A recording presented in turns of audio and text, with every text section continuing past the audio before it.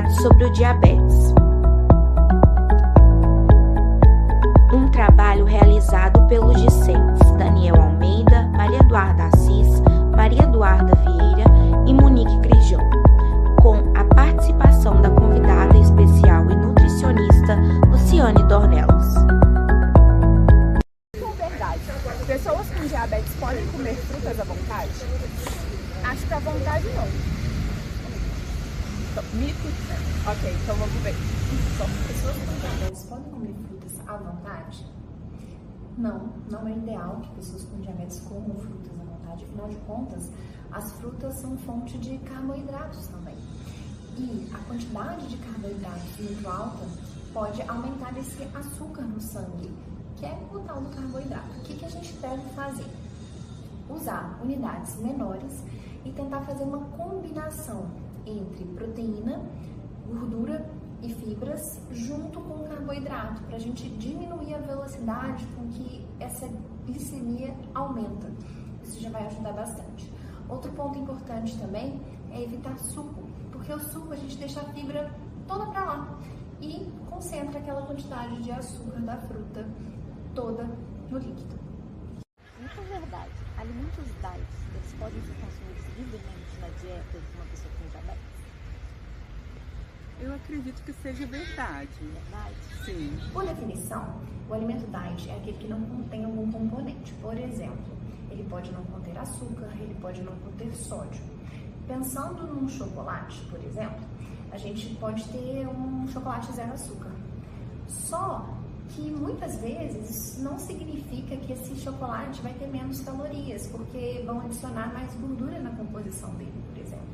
Então, pensando num paciente com diabetes, ele vai bem intencionado comprar aquele chocolate de uma determinada marca, só que é um chocolate que, apesar de não ter açúcar, ele contém uma quantidade de caloria até mais alta do que um chocolate tradicional.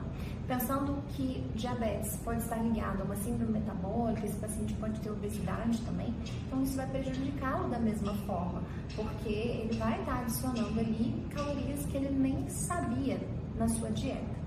Para pessoas saudáveis, o interessante também seria a gente prestar atenção nisso. Olhar a tabela nutricional é muito importante, porque tudo depende do contexto. Açúcar não é proibido. Você não tem que ficar somente consumindo alimentos diet. Só que tudo depende do contexto. E a rotina, a base dela tem que ser bastante saudável. As exceções elas vão acontecer e aí pode ter um pouquinho de açúcar e tá tudo bem. Tainan, mito ou verdade? Quem tem diabetes pode substituir açúcar por mel? Daniel, na minha opinião, não pode ser substituído. A pessoa que tem diabetes tem que procurar uma ajuda médica e um apoio e a ajuda de um nutricionista para saber as informações corretas. Se pode sim ou não substituir o açúcar pelo mel. Show de bola, obrigado. De nada. Pasmem, mel é açúcar. Apesar de ter um índice glicêmico um pouco mais baixo, e muita gente colocar que tem mais antioxidante, tem alguns minerais, se a gente for realmente com foco em conseguir mais minerais, mais antioxidantes, é claro que o mel não vai ser o alimento que a gente vai escolher, a gente vai prezar por mais legumes e frutas. No frigir dos ovos, mel acaba sendo açúcar e não é uma boa ideia quando a gente fala principalmente do diabetes. Mito ou verdade? Alimentos como pães, arroz e massas devem ser consumidos com moderação por quem tem diabetes? Verdade. Alimentos como pães, bolos, arroz, batata, que são as fontes majoritárias de carboidrato, podem sim estar no cardápio de quem tem diabetes. Porém, existe um cálculo que a gente pode fazer, é a famosa dieta low carb, que a gente tem como calcular ali ao longo do dia para que essas pessoas possam utilizar desses alimentos, mas numa quantidade que seja real para ela, para o tratamento da doença. E a gente sempre precisa fazer a combinação.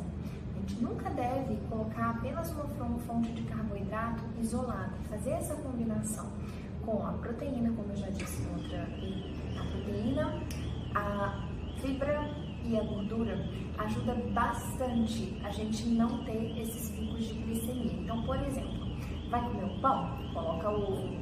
Vai comer um pão? Coloca queijo. Ou então um prato de arroz, colocar feijão, tem bastante fibra, mais a carne, mais os legumes. Então essas combinações ajudam muito para que a pessoa possa comer de tudo, mas com a quantidade adequada para ela. Laura, mito ou verdade? Quem tem diabetes não pode consumir açúcar? Eu acho que é mito. Você acha que é mito? Por quê? Porque eu acho que deve ter algum refluxo para poder consumir com moderação, não sei. Vamos ver. Açúcar deve ser proibido tanto para pessoas com diabetes quanto pessoas que não têm diabetes. O ideal é que a gente realmente não fique adicionando açúcar aos alimentos. Primeiro que a gente vai se acostumando ao sabor doce, então isso faz com que a gente queira algo mais doce, mais doce, mais doce. Por exemplo, se você vai colocar lá um cafezinho e coloca um pouco de açúcar, isso vai trazer um problema muito grande para você que não tem diabetes? Não. Mas pra quê? Entende? A gente vai se acostumando ao sabor do açúcar e se desacostumando ao sabor do alimento em si. Isso é um problema na vida, no dia a dia?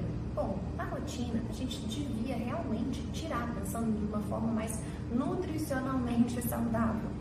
Seria interessante que a gente retirasse o açúcar adicionado, tá? Comer fruta. Ai, fruta tem açúcar. Isso não é um problema, principalmente se tratando de pessoas saudáveis. Agora, pensando numa pessoa com diabetes, o ideal é que ela realmente não adicione açúcar às suas preparações, principalmente no dia a dia. Obviamente, tem um aniversário. A pessoa, imediatamente após a refeição ali completa, que vai ter fibra, gordura, proteína, ela pode comer um pedacinho de bolo. Afinal de contas, aquela não é a regra, é a exceção. Aí tá tudo bem e isso faz parte da vida. Aí, atividade física, ela ajuda a reduzir os níveis de açúcar no sangue? Verdade. Exercício físico, com toda certeza, é uma excelente recomendação para controle glicêmico, uma vez que os nossos músculos usam o glicogênio como fonte de energia. Glicogênio é a forma como a gente armazena a glicose. Então, aquela caminhadinha sempre vai ajudar. A recomendação é que seja pelo menos 150 minutos de exercício físico por semana. E quem falar que não tem esse tempo pode pensar em priorizar aí, porque faz toda a diferença.